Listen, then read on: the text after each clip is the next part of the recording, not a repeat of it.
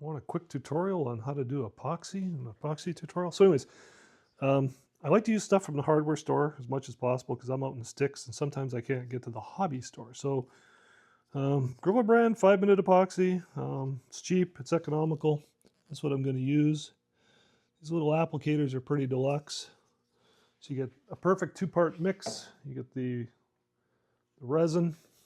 Then the wife saves all her margarine containers and yogurt containers because they're actually really perfect for doing this mixing. I buy a box of popsicle sticks at Michael's. They make for great mixing sticks. Okay, so that's all mixed up. So what we're doing is we gotta get the polarity right?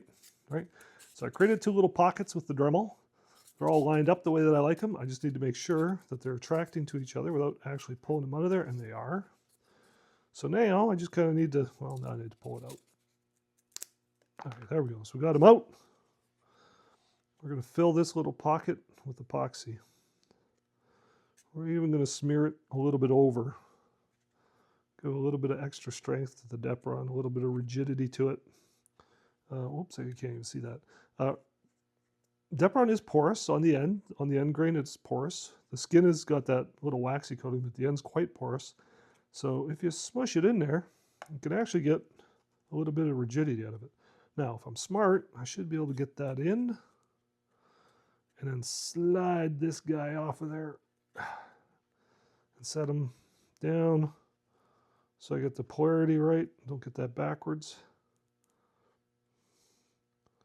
I'm getting this all over my fingers. That's okay though. There. So that's epoxied in. Nice and flat, flush. Everything looks good.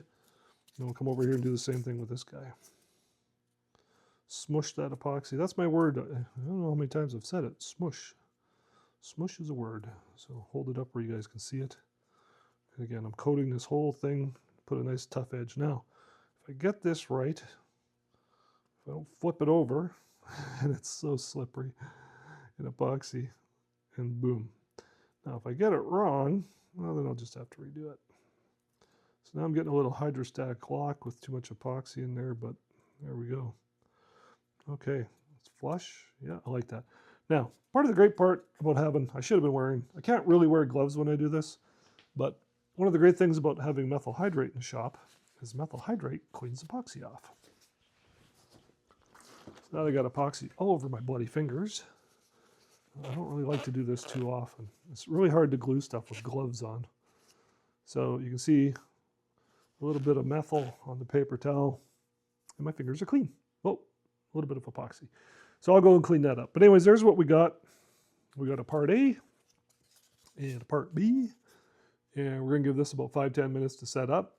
And hopefully with any luck. Oh, I got them on backwards. I can already tell. Okay, I'll flip this guy over before the epoxy sets. Always double check your work. Waiting for the glue to dry. The story of my life, eh? So while we wait for the glue to dry on the magnets, you can see I still haven't joined the wing. I clearly haven't joined the vertical fin.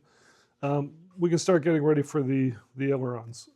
The ailerons, like I said, pinned hinges, beautiful, just absolutely gorgeous, love it. But they have to be glued in.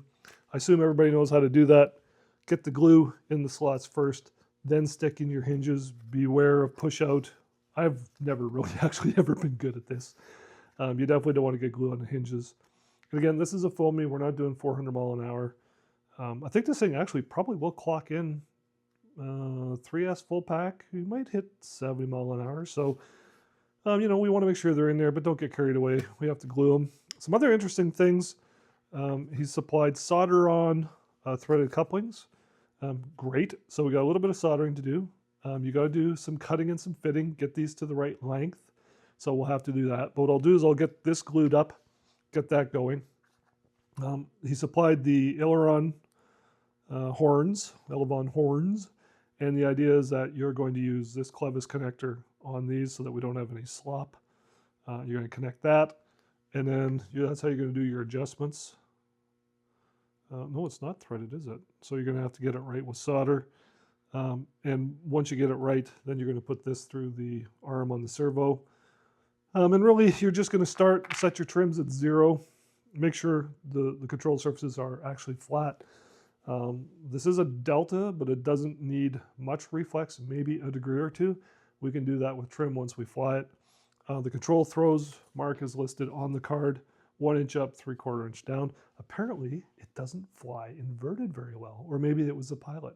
I don't know. We'll find out once some other guys have the Arrow to see, was it Mark Sharp who can't fly inverted? Or, oh, pardon me, there is, sorry, I missed it. There is threaded adjustments because you solder these. Boy, I gotta stop rushing these videos. You solder these onto there. These clevises go onto here. So you get a little bit of adjustment. That's really all you'll need. You'll cut those to length. I don't think I need to make a video to show you how to do that.